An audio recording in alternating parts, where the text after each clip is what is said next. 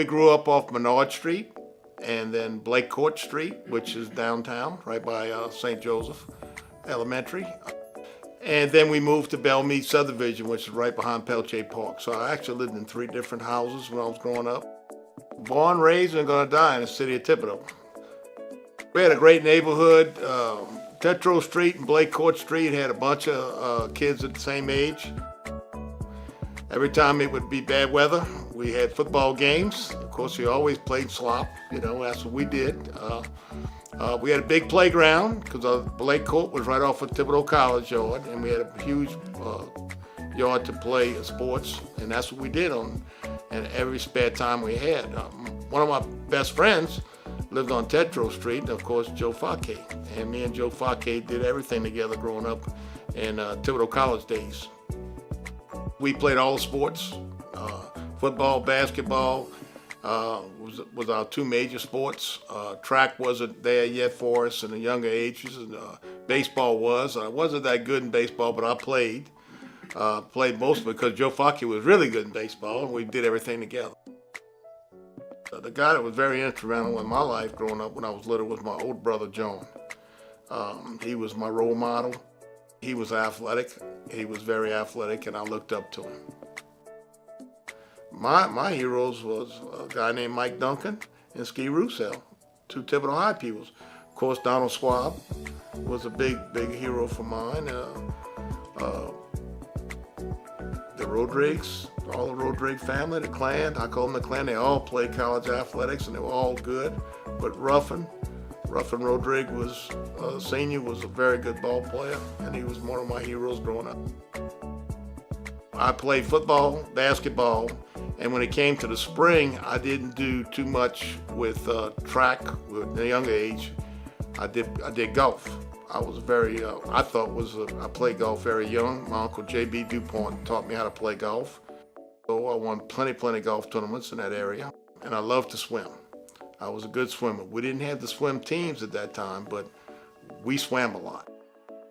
I just loved throwing the football. When we used to play football in games and everything, I mostly played quarterback when we were playing 2-hand touch, and so when we got to the sport itself, by the time we got to the middle school area, we had a really good middle school team, and actually the culmination of that year was in my 8th and 9th grade year, we beat West, which was the big team at the time, and we beat them at the end of the year.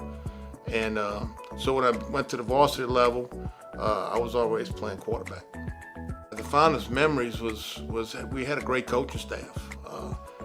Coach Zush, who was going to be inducted, was my role model. I looked up to him. I believed in everything he told me. To us, he was God. The 1967 team, we probably was our best athletic team.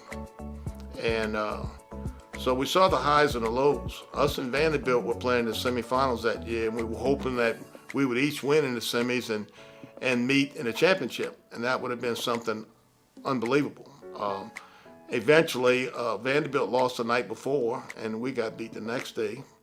From that night on, our junior class said we don't want to have this feeling again. And we committed ourselves 100% from the night we got beat against Kinder.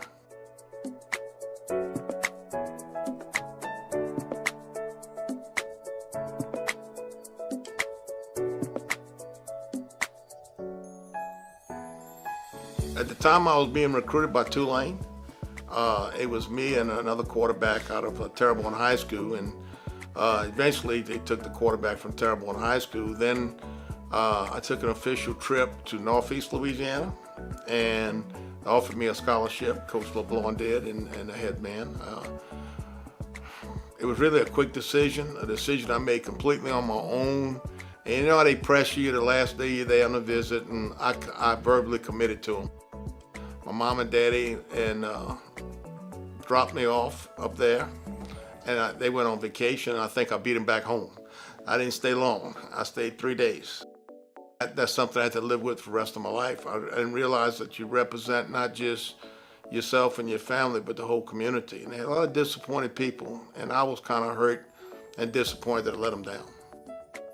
I sat out a year. My wife was working at she wasn't my wife at the time. Jan was working at Nicholls State University, and Coach Russell Galliana had a club football that they had started at Nicholls State, and begged me to go out to play. The following year, I did play club football, and we had a really good season. We had some really good athletes. And then Nicholls State was starting their first football program, and they offered me a scholarship. So I made a kind of a 360, and I was lucky to play back at home. But my true passion was always wanted to be a coach. I wanted to be like Coach Zush, and he was my role model all through my younger years, and to the day he's still my role model. The last scrimmage we had the week before we were playing Mississippi College, I had a bad injury. I got sacked at the quarterback by a great person locally in this area, Ellender. To the day, I still say that. I still brag about Allen. They offered me a great opportunity to just switch my football scholarship to golf, and they agreed to it. And Coach Sanders was the golf coach and the head basketball coach, and so it was a win-win opportunity for both me and Jan, my wife at the time, and it was a great opportunity to continue and have a scholarship for my education. After my third year in college, I had to make a decision what I wanted to do. I told my father that, so he asked me what I wanted to be, and I told him I wanted to be a high school football coach. And I'll never forget that. He was shaving like he does in the old days and smoking his little cigarette, and then he just said, "Okay, son, if that's what you want to be, that's fine, but you're going to be a poor person." And I said, "Yes, sir, but I'm going to be a happy poor person." And so that was my dream, and I never looked back. I graduated at Christmas, and Dr. Spike Bergeron got me a job at Donaldsonville Junior High, and I actually coached a boys basketball team right out the chute, and we went 19-0. So the opportunity came about where at the end of that beginning of 74 school year, I had the opportunity to go back and coach for Coach Zush, my life dream. I coached for 2 years at E.D. White, 74 and 75. I left in 76, end of the school year. Coach Zush had left at Christmas time, so I didn't want to be there anyway without Coach Zush. Taught 1 year at Terrebonne High School. Great year. We had a good season. We went 7-3. We got beat in the second round of the playoffs, and Kelly was a really good football coach to us, and I learned a lot. Coach Zush ended up getting the head job at Thibodaux High, and first person he called was me to come back. It was a tough decision to make, but again, my lifelong dream was to continue to coach with Coach Zush. So I came back to Thibodaux High. I stayed with Coach for 5 years. Coach stepped down, and I continued as the head coach and AD for 5 years at Thibodaux High.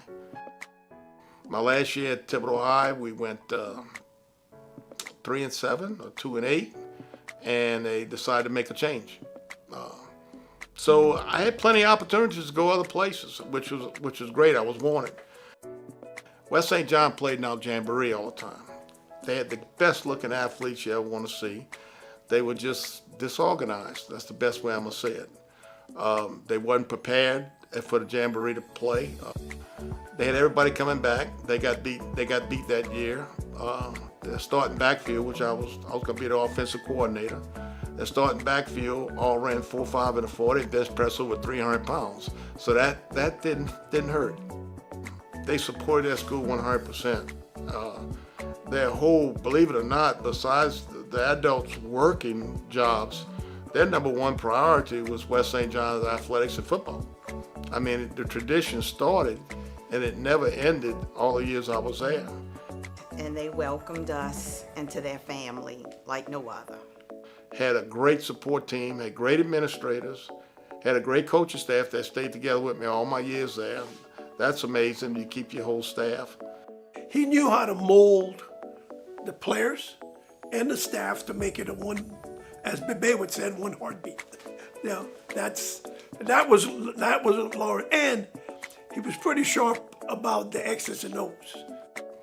That was a special night because when we played Riverside during the regular season, we got beat, but we had a couple of guys, the key guys that were hurt. our fullback and our middle linebacker, the two of our better athletes, didn't play that night, and they were both back. And so Riverside knew that we had a very good chance of beating them, and we did.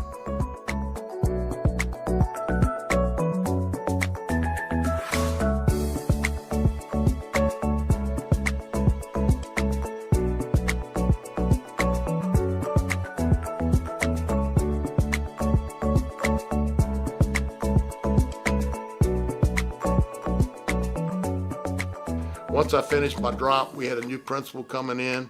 It was just right for me to retire. And I did it, I thought I did it the right way, and I still do. I never look back. For half a year, I worked at Duncan Sports. Lo and behold, my next door neighbor, their father-in-law was a guy named Donald Swab. And Swab used to always be at the house when I was cutting my grass. He'd say, "Man, Coach, can I talk to you?" I said, "Yeah, Coach." I said, "What's going on?" He says, "You need to go over to Vanderbilt and apply for this job." And I said, "Coach, I'm not ready to get back into coaching. I'm happy with what I'm doing." And, "No, you need to do that." A week or two later, Coach Swab's back at the house again. I think he went there purposely to see if he'd see me in the yard. I'm working. He says, "You didn't go apply for the job yet?" I said, "No, sir." He says, "Got a week left. You need to go apply for the job."